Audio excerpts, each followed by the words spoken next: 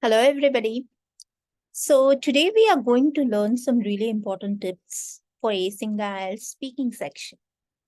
So, these tips will be really helpful for you when you are preparing for your IELTS test, and it'll help you reduce your nervousness and help boost your confidence while you take the test. So, let's go and see.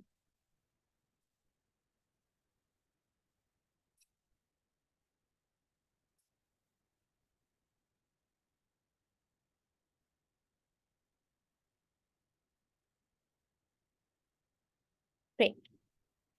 So, this IELTS speaking test might make you feel a bit nervous because it happens in an interview format. You might feel that if you're answering the questions adequately or not, if you are able to articulate your thoughts properly, or if you are making any mistakes while speaking.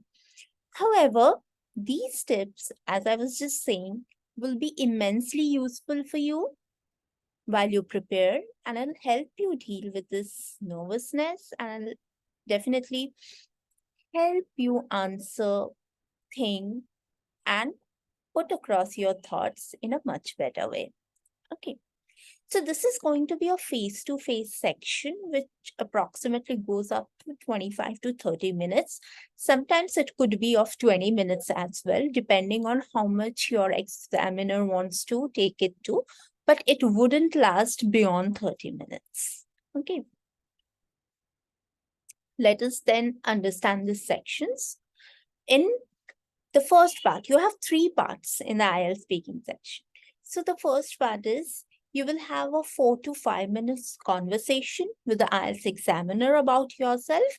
Topics might include work, family interest, or any other general topics about you. Your favorite color, tell me something about yourself, your hobbies, how much have you practiced your hobbies so far, or what is the thing that inspires you, what has been the best learning experience that you ever had in your life. It could be anything, but it's all about you. So the best section where you can really put a very strong mark is the first section, and it's about you. So this is the most familiar thing that you can have. Next is the part 2, which is called the card round. So you'll be given a topic on a card, and then you'll be given 1 minute to take notes on the topic, and you'll be given a pencil and a paper to prepare your response. And then you'll speak on the topic for 2 minutes. So make sure that you are speaking for 2 minutes and trying not to stop before that. Or if you have already completed 2 minutes, the examiner will ask you to stop. Okay. Sometimes it may happen that you can speak for 1.5 minutes or so, but don't make it shorter than that. Okay, because this is your opportunity to show your articulation skills, to show your vocabulary, your sentence structures and construction, and how you can make the best impact on the examiner in the best possible way. Then we have part 3. So you'll have a conversation with the IELTS examiner around the topic given in part 2 and discussing it in further details. And it approximately take 4 to 5 minutes, but it can also take 10 to 15 minutes, depending on how the examiner is interacting with you, what are the questions they're coming up with. Okay. So some sample of part 2 could be like, what was the last book that you read? Tell us about one festival which is celebrated the most in your country. Or tell us something about one of your experiences that you remember as your best experience in your life. Tell us about the family member who is the closest to you. So it could be anything. Again, it will be related to you. But the catch is you have to speak for continuously 2 minutes on a topic which may appear to be very trivial in the first place. That if it is the book or if it is the last movie you have watched, you have a lot to speak about that. But when it is about your family member, you may think, okay, fine. If my mother is the closest about me, what all should I speak about her? So this is how you have to think and articulate it. So as it extends, so you will see if the question was like, what was the last book that you read and you really liked that? So the further sections could be in part 3, they will ask you questions around, do you think reading still remains one of the most significant hobbies, or the advent of smartphones has replaced books, or how do you think reading is something that helps people a lot with their with various skills like reflection and thinking over it? How do you think that you take out time for reading more frequently? It could be anything. It is predominantly a discussion around the whole thing. Now let's come to the tips that I was saying. So these tips are extremely useful, and if you keep in mind each of these while you practice for your speaking test, you'll see that things are really falling in place absolutely well. The first one, don't memorize the answers. Don't ever do that, because that will restrict you from being spontaneous, because you don't really know what questions are going to come. So be spontaneous, you know what to say, practice more, but don't memorize. Second, use simpler words or words you're more familiar with, rather than trying to use some words which are more fancy and unfamiliar kind. So many of you must have appeared for the GRE, and many of you must be planning to appear for the GRE. So we call a specific GRE set of words, so we don't really need to use that in our speech. Third, very important, do not put a fake accent. Completely avoid it. The moment you try to do that, that makes your entire speech sound totally off track. In fact, you don't have to worry about your accent.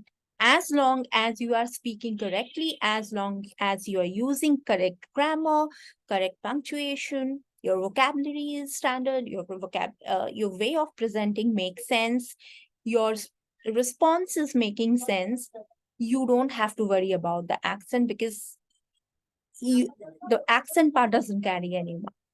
Okay. Then do not hesitate to ask if you need a clarification to a question.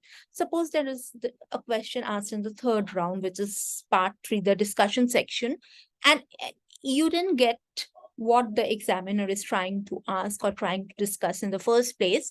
So do not hesitate from asking, rather than giving an answer which doesn't make much of sense or which doesn't have a lot of relevance. Okay, so this is something which is very important. Many a times students ask me like, is it okay if I say that I'm so sorry or beg your pardon, if you could just explain this?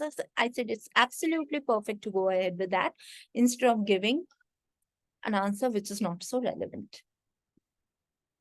Use a diverse vocabulary and sentence structure. So what happens when you use diverse vocabulary and sentence structure?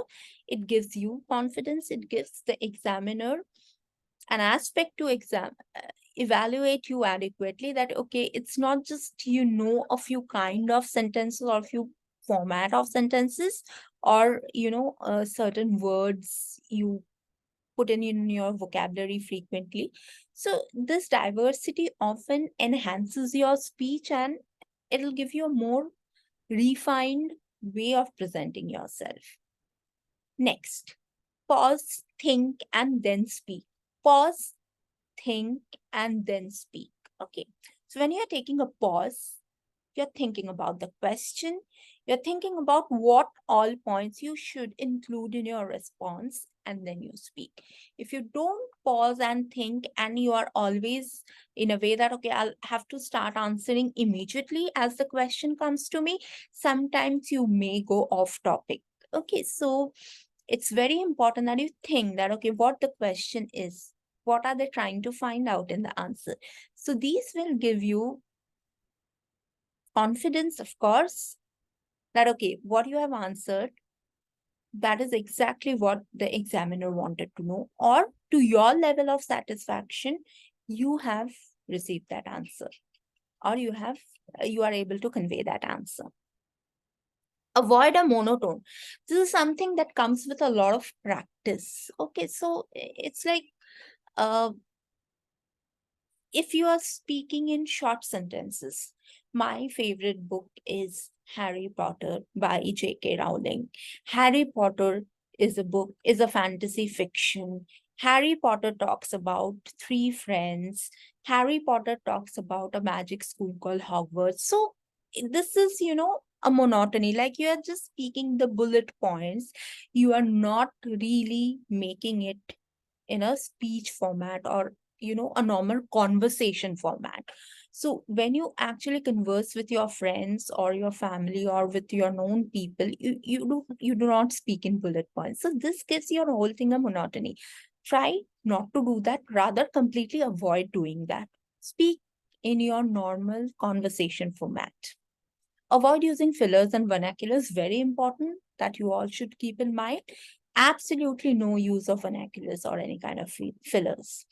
Carry a smile on your face, very important. That gives a very nice vibe to the examiner, and you'll also get the confidence eventually when you have to interact across a span of 20 minutes with somebody. So it's very important that you carry a smile on your face. And finally, practice as much as possible with the common topics. There are a lot of resources at Scholars that is going to help you with your individual practice throughout the period. So even if you are doing a good practice for a complete 1 week with diverse topics, which are very common in IELTS, so you are going to get that, uh, way how when a topic comes to you, you'll be able to deal with it. Okay, so I hope all these tips will be very useful for you. Just go ahead and start implementing these and stay tuned for more such tips for acing your IELTS, TOEFL, and other standardized tests. Thank you.